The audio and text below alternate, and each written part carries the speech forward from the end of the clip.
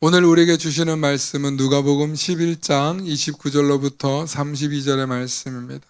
누가복음 11장 29절로부터 32절의 말씀, 우리 한 절씩 교독하십니다. 무리가 모였을 때에 예수께서 말씀하시되 이 세대는 악한 세대라. 표적을 구하되 요나의 표적밖에는 보일 표적이 없나니 요나가 니느웨 사람들에게 표적이 됨과 같이 인자도 이 세대에 그러하리라. 심판 때에 남방 여왕이 일어나 이 세대 사람을 정죄하리니 이는 그가 솔로몬의 지혜로운 말을 들으려고 땅 끝에서 왔음이거니와 솔로몬보다 더 큰 이가 여기 있으며 심판 때에 니느웨 사람들이 일어나 이 세대 사람을 정죄하리니 이는 그들이 요나의 전도를 듣고 회개하였음이거니와 요나보다 더 큰 이가 여기 있느니라. 아멘. 오늘은 요나보다 더 크니라는 제목으로 말씀의 은혜 나누실 텐데 하나님의 크신 은혜가 있기를 소망합니다. 제가 얼마 전에도 이적과 표적을 사람들이 좋아하고 그런 것을 따라가는 사람들을 주님께서 배격하신다고 말씀 여러분들하고 나눴던 기억이 납니다. 우리 그리스도인들은 신앙생활하면서 내가 무엇 때문에 신앙생활하는지 항상 스스로에게 자문해야 합니다. 내가 지금 고백하는 믿음의 고백이 계속 업그레이드 되어야 합니다.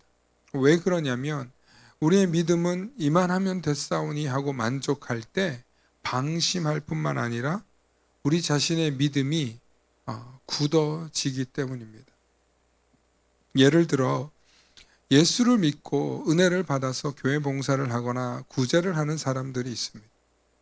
이제 봉사도 하고 구제도 하고 이게 습관이 되는 거예요. 주일이 되면 찬양단, 주일이 되면 차량 운행, 주일이 되면 주차 봉사, 주일이 되면 음식 담당 이렇게 합니다. 방송실 매뉴얼대로 하는 게 몸에 뱄니다. 그러면 그게 이제 너무 익숙한 나머지 이제 저희 일은 내가 해야 되는 거고 내 차지가 되는 거죠. 사실은 교회로서는 그 기능적 역할들을 하기 때문에 참 귀하고 수고에 애쓰는 마음이 있는 건 사실입니다. 목회자 입장에서는 그렇게 바라보고 또 수고하고 애쓰는 성도들이 기특하고 또 대견하고 또 존경스럽고 그렇습니다. 그런데 문제는 남이 나를 칭찬하거나 남이 잘한다, 애쓴다 하는 게 중요한 게 아니라 내 마음속에 봉사하는 태도가 내가 섬기는 구제와 내가 섬기는 사역이 늘 주님을 새롭게 만나고 있는지를 물어야 한다는 거예요. 그런데 그런 물음 없이 내 자리를 차지하는 것으로 그 자리에 있으면 우리의 믿음이 새로워지지 않고 예수님의 영역은 사라지고 그냥 사역이 되는 거예요. 그게 점점 심해지면 나중에는 좋아 보이는 자리는 차지하려고 하고 나빠 보이는 자리는 사역이 아니라 노역이 됩니다. 노역. 그래서 교회에서 보면 제일 꾸준한 일들 중에 하나가 청소요, 뭐 화장실 청소요, 그 다음에 주방 담당, 이런 일들입니다. 제일 힘든 일이기도 하고 한번 맡았다가 이게 이제 나한테 계속 올까봐 사람들이 두려워하죠. 우리는 항상 착각해요. 우리가 내 행위가 선하고 좋은 일이면 나의 믿음이 좋은 줄 착각해요. 그런데 예수님은 우리의 모든 사역이나 믿음 생활이든지 어느 곳에서든지 그 중심을 보시는 거예요.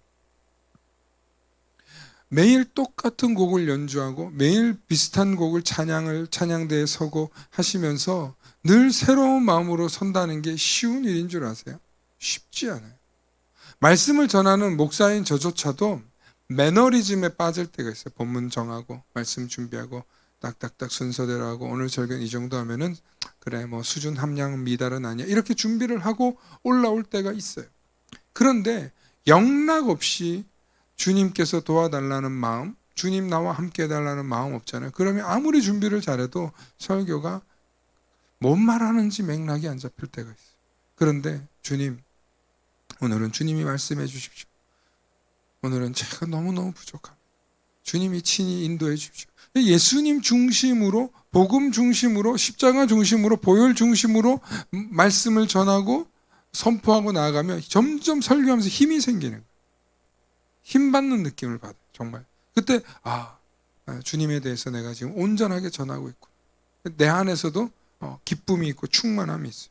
얼마나 예수님 중심으로 달려가느냐에 따라서 우리의 사역에도 기쁨이 있는 거예요. 그리고 거기서 새 힘이 올라오는 거죠. 오늘 우리가 본문에서 예수님께서 이 표적만 원하고 외치는 세대를 보고 악하다고 했어요. 성경에 이 표적이라는 단어가 헬라어로 세메이온인데 우리가 잘 아는 사인이라는 표현 있죠. 사인이 뭐예요? 신호잖아요. 신호. 그죠? 이 세메이온이 그 사인이라는 단어에서 온 거예요. 그러니까 이 세메이온은 표현되어 있는 어떤 간판으로도 볼 수 있는 기호일 수도 있고 표지판일 수도 있는 거예요. 많은 사람들이 예수님을 자꾸 표지판으로 보려고 해요.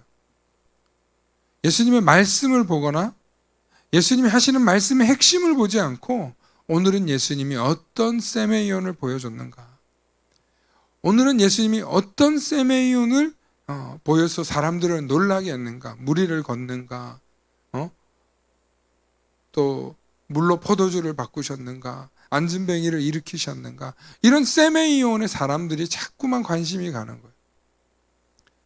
그래서 예수님께서 더 이상 요나의 표적 외에는 이 세대가 볼 수 없을 거다 하고 예수님이 말씀하실 뿐만 아니라 이 세대가 너무 악하다. 예수님이 오셔서 하나님의 진리의 말씀을 온전히 가르쳐 주시면서 제대로 가르쳐 주고 있음에도 불구하고 사람들은 그런 거에 관심 없는 거예요. 얼마나 이적을 잘 행하는가, 얼마나 사람들이 신령해 보이는가.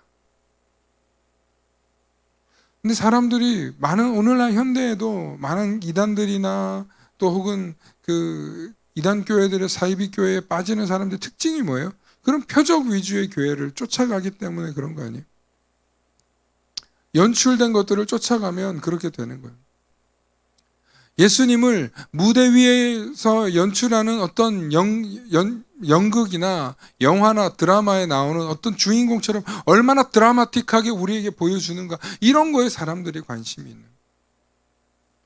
목사도 설교를 하면서 얼마나 드라마틱하게 정말 표현력이 있고 얼마나 사람들에게 감정 있게 잘 전달하느냐 중요해요.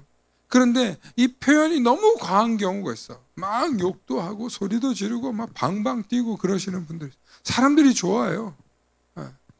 재밌다 그러고 깔깔거리고. 어떤 분은 그래요. 저분이 목사인지 개그맨인지 모르겠다. 여러분 잘 알잖아요. 방송에 출연해가지고 그러시는 분들 몇 분 있잖아요.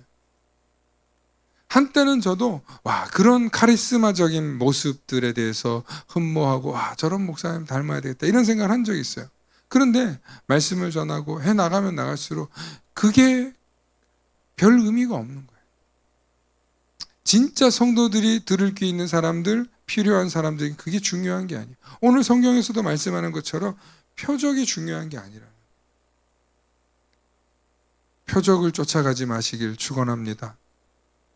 여러분, 표적보다 더 중요한 건 예수님이 가르치신 뭐라고요? 말씀이에요. 예수님이 전하신 하나님이 누구신가? 이 세대를 향해서 주님이 하신 말씀이에요. 그럼에도 불구하고 주님은 표적을 따르는 이 세대를 향해서 악한 세대다. 악한 세대다. 오늘 성경을 보다 보니까 이 악한 세대에 대해서 아주 디테일하게 나온 말씀이 있는데 디모데후서 3장 1절로부터 5절 말씀이에요. 우리 한번 화면을 보면서 함께 보겠습니다. 1절부터 3절 말씀까지 여러분들 목소리를 한번 읽어주세요. 함께 읽습니다. 시작. 너는 이것을 알라. 말세에 고통하는 때가 이르러 사람들이 자기를 사랑하며 돈을 사랑하며 자랑하며 교만하며 비방하며 부모를 거역하며 감사하지 아니하며 거룩하지 아니하며 무정하며 원통함을 풀지 아니하며 모함하며 절제하지 못하며 사나우며 선한 것을 좋아하지 아니하며 4절에 배신하며 조급하며 자만하며 쾌락을 사랑하기를 하나님 사랑하는 것보다 더하며 경건의 모양은 있으나 경건의 능력은 부인하니 이 같은 자들에게서 내가 돌아서라. 바울이 디모데에게 한 메시지입니다. 특히 오늘 4절에 배신하며 조급하며 자만하며 쾌락을 사랑하기를 하나님 사랑하는 것보다 더하며. 여러분, 쾌락을 사랑한다는 게 어떤 거예요? 자기 만족, 자기 기쁨을 쫓아가는 거예요. 그래서 내 만족이 더 중요한 거예요. 내 만족. 하나님의 영광, 하나님의 기쁨,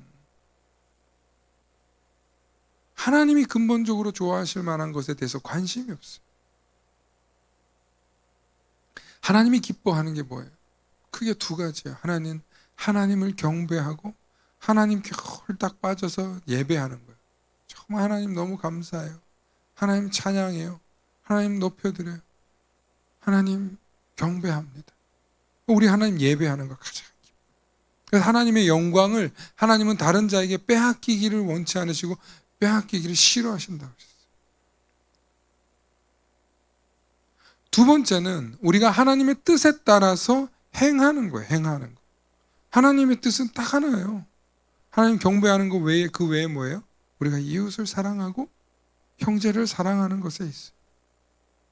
우리가 인생을 살면서 어떤 일이든지 간에 이웃을 사랑하고 형제를 사랑하는 마음으로 상대방이 어떻게 평가하든지 상대방이 어떻게 나를 이용하든지 나를 해석해야든지 이게 중요한 게 아니라 끝까지 하나님 때문에 사랑하는 거.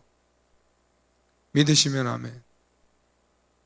여러분, 그리스도인으로 살아가면서 여러분 우리가 하나님 때문에 사랑할 때 항상 손해보는 것 같아요. 하나님, 저 사람은 내가 이렇게 사랑하고 이해해주고 배려해줘도 몰라요, 하나님. 그럴 때 하나님 원망하는 마음도 생기고 그럴 때 하나님 섭섭한 마음도 생기고 나는 하나님 사랑해서 이렇게 손해보고 하나님 사랑해서 이렇게 사람들에게 속아주고 바보같이 당해주는데 하나님 나 이거 하기 싫어요. 그럴 때가 우리 마음속에 두드려요. 분명히 있어요.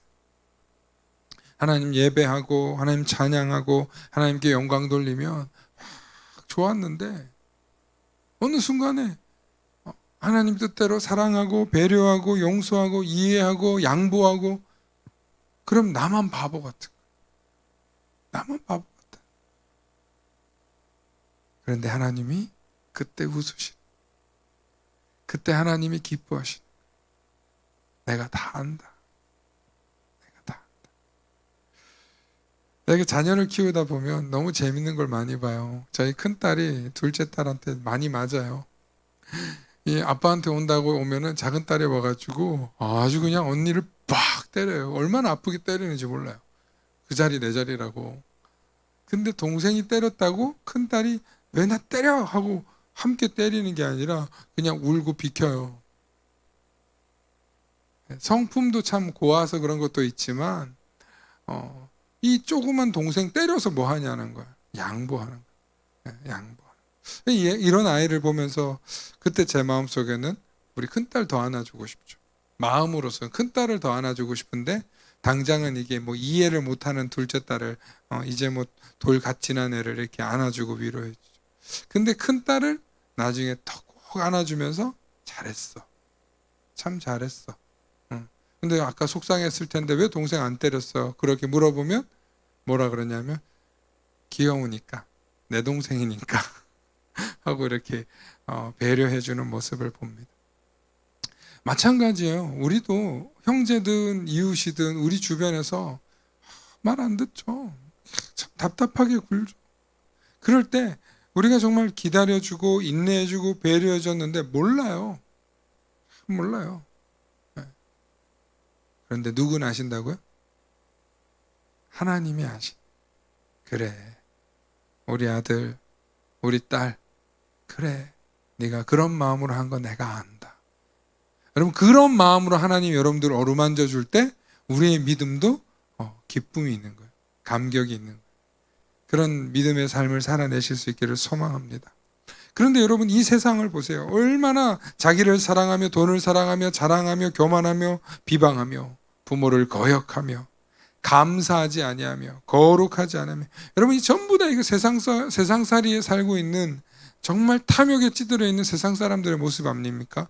오늘날 이 시대를 살아가고 있는 사람들 아닙니까? 심지어 교회를 다니는 대부분의 사람들도 아직도 요 단계를 벗어나지 못한 그리스도인들이 얼마나 많은지 아십니까? 예수 믿겠다고 하면서도 자기 이익, 자기 욕심, 자기 탐욕, 정말 자기한테는 정말 10원 한 푼 안 아끼면서 교회에 헌금하는 거, 교회에서 봉사하는 거 일절 관심도 없어. 나만 이 교회 와서 위로받으면 돼. 여러분 지금 한국 교회 그런 사람이 너무 많아요. 너무 많아.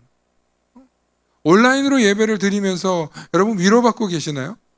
여러분 그렇게 신앙생활 하시면 안 돼요. 지금은 정말 어쩔 수 없이 온라인에서 예배 드린다면 정말 그러나 두렵고 떨리는 마음으로 그 자리에 있으셔야 돼요. 그럼 방송 보듯이, 드라마 보듯이, 넷플릭스 보듯이 여러분들 그렇게 지금 설교 들으시잖아요. 여러분 그거는 여러분 귀만 교만해질 뿐이에요. 하나님 앞에 무릎 꿇는 마음으로 나오셔야 돼요. 하나님께 두렵고 떨리는 마음으로 나오셔야 돼요. 자기를 사랑하고 자기를 사랑해서 자기 몸에는 수백, 수천, 수억을 걸쳐요.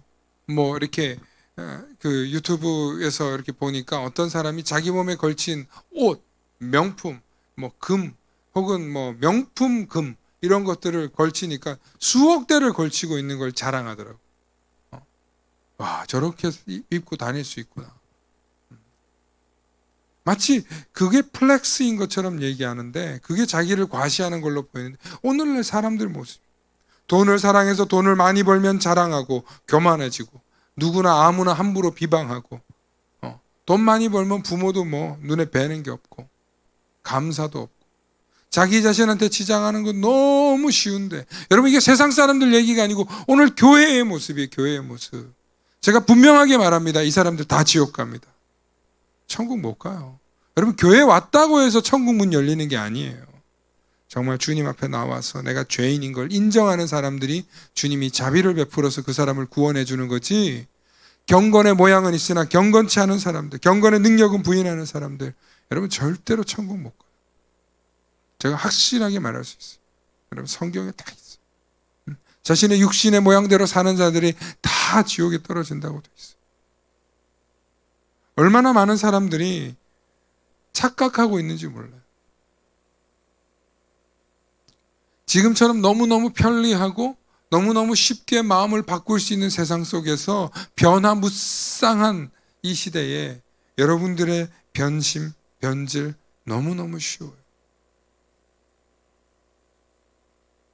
오늘 이 시간 수요기도에 여러분들 시간 남아 돌아서 오십니까? 아니에요. 교회에 충성된 일꾼이라서 나오시는 거예요. 여러분 교회에 충성된 일꾼 외에는 교회 수요일날 누가 기도하러 옵니까? 누가 예배 드리러 와요? 안 와요. 주일날 한 번 오는 걸로 여러분 그리스도인 됐다고 착각하지 마세요.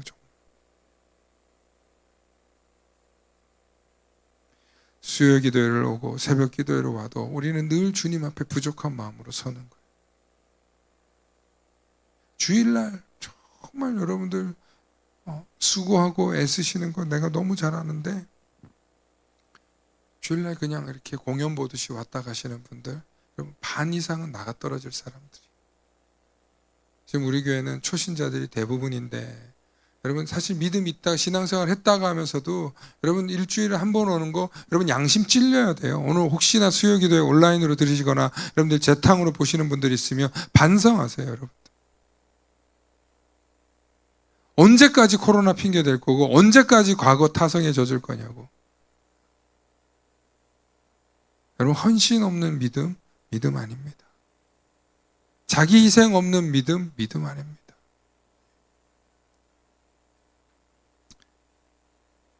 그런데 많은 사람들이 자꾸만 이상한 거, 드러나는 거, 뭔가 현상에, 표적에 이런 거에만 현혹되는 거예요. 여러분 거기에는 아무런 능력 없어요. 진짜 구원의 능력은 예수 그리스도의 보혈에 있고 말씀에 있어요. 주님의 말씀에 귀 기울일 수 있기를 축원합니다. 얼마나 우리가 정말 주님의 능력 어디 있나 보는 게 아니라 하나님이 얼마나 증거되고 있는가, 거기에 관심 가질 수 있기를 소망합니다. 오늘 성경에 보면 예수님께서 요나와 남방여왕 시바에 대한 이야기를 해요. 여러분, 왜 제가 지금 이렇게 강력하게 말씀드리는 이유가 있어요.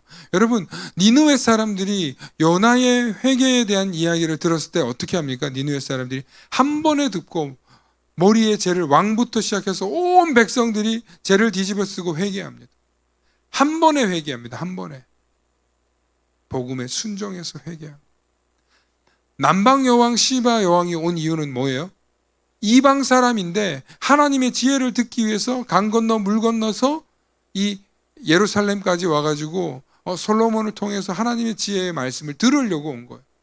이방인도 이렇게까지 노력하는데, 이방인들도 복음을 듣고 이렇게 단박에 회개하는데, 이 악한 세대들아 왜 회개 안 하냐고 주님이 말씀하신 거예요. 지금 이 한국교회의 모습을 보면 너무 안타까운 거예요. 진짜 제가 눈물이 날 것 같아요.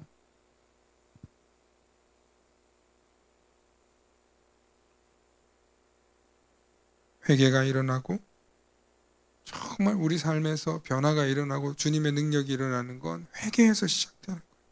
정말 하나님의 권능 앞에 엎드리고, 정말 하나님, 내가 죄인입니다. 정말 내가 죄인입니다. 죄에서 자유를 얻게 하면 주의 보혈, 주의 보혈. 정말 주님의 보혈로 우리가 뒤집어 써야 되는데, 주님의 보혈로 뒤집어 쓴다고 여러분 말로만, 입으로만 떠든다고 뒤집어 쓰냐고요. 와서 엎드려야지. 와서 무릎 꿇어야지. 너무 안타까워. 목사가 교회에 오는 성도들 보고 당신들 다 지옥 갈 거야 라고 말하면 어느 누가 기쁘겠어요. 그런데 제 눈에는요, 내가 봐도 답답한데 주님 보시기에 얼마나 답답하겠어요. 겨우 인간의 눈으로 보는 이 부족한 종이 봐도 저렇게 신앙생활 해가지고 되겠나. 너무 안타까워. 오늘 이 시대에 교회가 있고 예배가 있고 말씀이 있는데 이 모든 목적이 뭐예요? 회개하여서 주 안에서 자유함을 누리고 복을 얻어서 구원을 얻게 하기 위해서 말씀이 선포되는 거예요. 이 예배 시간에 선포되어지는 말씀의 모든 핵심이 바로 그거예요. 여러분들을 살리려고 하는 거예요. 믿으시면 아멘. 여러분 살리려고 전하는 말씀 아니에요? 세상에 조금만, 몇 시간만 지나서 다시 세상으로 돌아가면 여러분들 세상의 버그들이, 세상의 때들이 여러분들이 끼잖아요. 근데 말씀 앞에 와서 우리가 어떻게 돼요? 새로워지는 거 아니에요? 정결해지는 거 아니에요? 그래, 맞아. 다시 말씀 앞에 서야지. 주님 앞에 서야지. 그러면서 우리가 또 하는 거죠. 일주일에 주일에 와서도 그런 은혜가 있기를 소망합니다. 그런데 안타까워요. 안타까워. 예수님의 사역을, 주일 예배를 서커스 공연처럼, 신비로운 마술처럼 여러분 여기지 마십시오. 정말 이곳에 와서 회개하고 자복하고 엎드리는 그 자리에 주님의 능력과 보혈의 능력이, 성령의 충만함이 나타나는 줄을 믿으시길 바랍니다. 하나님이 정말 원하는 것은 악한 길로 갔던 사람이 죄에서 돌이켜서 하나님 앞에 돌아오는 거예요. 예수님이 이 세상에 정말 원하는 것은 이 세상에 죄인으로 살던 사람들이 돌아와서 회개해서 주님 앞에 엎드리는 거예요. 그게 정말 주님이 원하는 거예요. 오늘날 교회의 모습이 그게 돼야 돼요. 그런데 정말 우리가 주일날 예배 드릴 때 보면 정말 회개하고 주님 앞에 엎드렸다고 하는데 그뿐이에요. 또 하고 또 하고 또 하고. 오늘 우리의 모습은 어떤가? 오늘 우리 목사님 설교는 어땠나? 오늘 우리 교회 예배는 어땠나? 오늘 내가 관심 있는 사람은 옷을 어떻게 입고 왔나? 오늘 정심은 뭔가? 우리가 거기에 다 마음이 빼앗기는 게 다 표적을 구하는 거예요. 그게.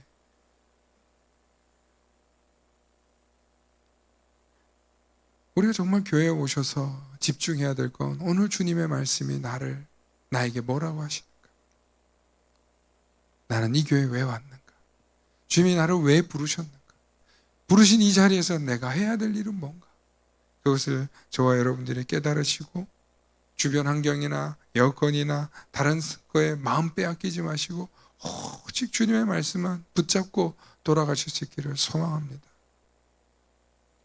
오늘 수요기도의 시간에 제가 너무 세게 설교하는 것 같아서 마음이 좀 어렵지만, 사실 정말 오늘 이 자리에 오시는 분들이 들을 말씀은 아니죠. 이 자리에 없는 분들이 들어야 될 말씀인 거예요, 사실은. 여러분들 정말 믿음 앞에서 바르게 선다는 게 얼마나 어려운 일인지 아세요? 목회의 길을 가고 수십 년 이 길을 가면서도 순간순간 마귀에게 정말 유혹에 걸려 넘어지려 할 때가 한두 번이 아니에요. 얼마나 우리를 좌절하게 하고 절망하게 하고 하나님 능력 없는데 이런 마음이 들게 할 때가 얼마나 많은지. 그런데 다시금 주님 앞에 회개하고 나와서, 주님, 나를 왜 이곳에 서게 하셨습니까? 주님, 나를 통해서 뭘 하시려고 지금 이 자리에 이렇게 초라한 나를 택하셔서 일하십니까? 이렇게 물으면 주님이 그때그때마다 주시는 음성과 위로와 용기가 달라요. 우리 개인 한 사람 한 사람을 보십시오. 얼마나 우리가 나약하고 부족하고 모자라는 것 투성입니다. 여러분들도 저에게 너무나 가까운 분들이신데 저의 약점, 저의 부족함 얼마나 잘 아십니까? 좀 심하게 말하면 야, 저런 사람도 목사를 하냐 할 정도의 부족한 점들이 저에게 있지 않습니까? 그런데도 여러분들께서 목사하면 안 돼, 설교하면 안 돼 이러는 게 아니라, 여러분들이 그래도 저 입술을 통해서 주님이 일하시지, 주님이 역사하시지, 여러분 그 믿음이 있으니까 우리가 함께 예배드리고 또 저를 통해서 하나님 말씀 전하는 거 아닙니까?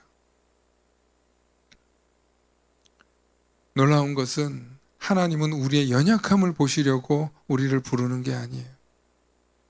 놀라운 것은 하나님 우리의 죄성을 보려고 이 자리에 부르는 것도 아니에요. 우리는 우리 스스로 하나님 앞에 나와서 하나님, 나는 죄인입니다, 나는 부족합니다, 나는 연약합니다 라고 고백할지라도 하나님은 너 왔니? 네가 나를 경외하는구나. 네가 나를 사랑하는구나. 여러분, 우리가 주님을 사랑하고 주님을 경외하는 게 뭐냐면 주님을 보고 싶어야 되는 거예요. 주님을 만나고 싶어야 되는 거예요. 여러분, 주님을 어디서 만나요, 여러분들? 삶의 자리에서 만나신다고요? 예, 삶의 자리에서 만날 수 있으면 대단한 영성이십니다. 예, 삶의 자리 만나기 쉽지 않습니다. 그래서 교회가 있는 거고 구별된 장소가 있는 거예요. 기도의 처소가 있는 거고 혼자 기도하기 힘드니까 중보기도의 자리에 오는 겁니다. 사랑하는 성도 여러분, 교회에 오셔서 말씀을 사모하시고 말씀 앞에 엎드리실 수 있기를 축원합니다.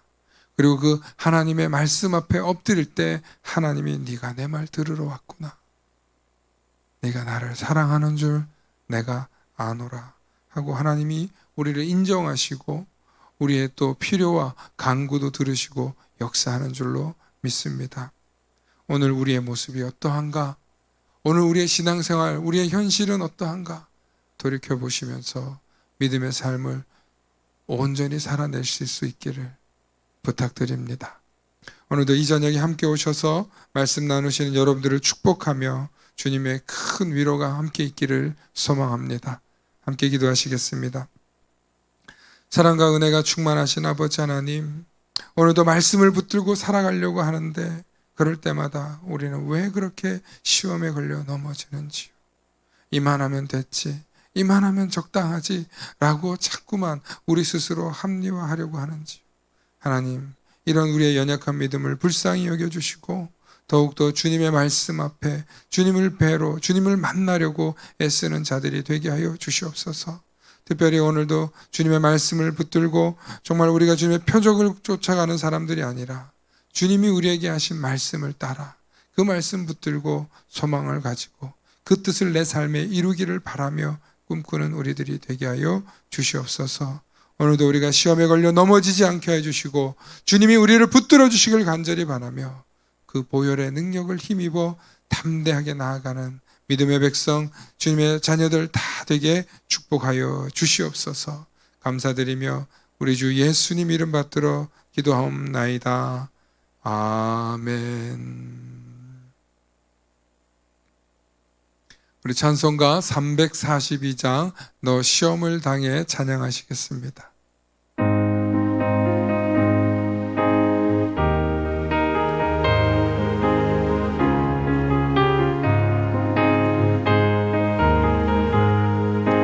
너 시험을 당해 죄 짓지 말고 너 용기를 다해 곧 물리쳐라.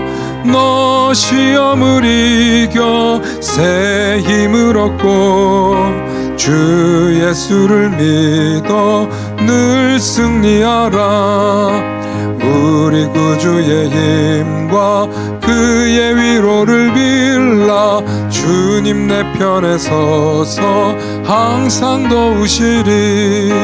내 친구를 삼가 잘 선택하고 너행을 삼가 늘 조심하라. 너 열심을 다해 늘 충성하고 온 정성을 다해 주 봉사하라.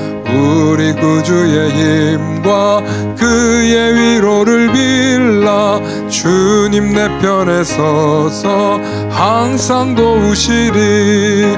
잘 이기는 자는 상 받으리니 너 낙심치 말고 늘 전진하라. 내 구세주 예수 힘 주시리니 주 예수를 믿어 늘 승리하라. 우리 구주의 힘과 그의 위로를 빌라. 주님 내 편에 서서 항상 도우시리. 할렐루야. 다 함께 주기도 하십니다. 하늘에 계신 우리 아버지여, 이름이 거룩히 여김을 받으시오며 나라가 임하옵시며 뜻이 하늘에서 이루어진 것 같이 땅에서도 이루어지이다. 오늘 우리에게 일용할 양식을 주시옵고 우리가 우리에게 죄 지은 자를 사하여 준 것 같이 우리 죄를 사하여 주시옵고 우리를 시험에 들게 하지 마시옵고 다만 악에서 구하옵소서. 나라와 권세와 영광이 아버지께 영원히 있사옵나이다. 아멘.